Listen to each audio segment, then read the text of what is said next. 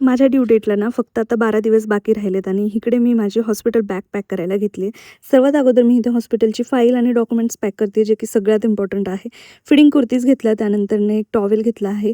त्यानंतर एक मी स्टोल घेतला इथे, जो की सॉफ्ट आहे आणि मला हा फिडिंगसाठी कामी येईल. त्यानंतर सॉक्सचे इथे 2 पेअर घेतलेत. एक स्लीपर घेतलेली आहे, ज्याला खालून ग्रिप आहे आणि ही ग्रिप असल्यामुळे ना आपण चालताना सरकणार नाही. त्यानंतरनं इथं पाण्याची बॉटल घेतलेली आहे, जे की आपल्याला कोमट पाणी पिण्यासाठी कामी येईल. इकडे मॅटर्निटी पॅन्टीसुद्धा घेतल्या आहेत. जो तुम्हाला ब्रँड आवडत असेल ना, तो तुम्ही चूज करू शकता. एक पाऊचमध्ये मी खूप सारं सामान पॅक केलं आहे. त्याच्यामध्ये कॉटन घेतलेलं आहे, एक मिरर घेतलेला आहे.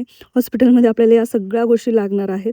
त्यानंतर वेट वाईप्स घेतल्या, टूथपेस्ट घेतलं आहे, टूथब्रश घेतलं आहे. त्यानंतरनं मी इकडे फेस वॉश घेतलेला आहे, कारण आपल्याला फेस वॉशची खूप जास्त गरज पडणार आहे. त्यानंतरनं मॉइश्चरायझर घेतलं एका छोट्या बॉटलमध्ये काढून.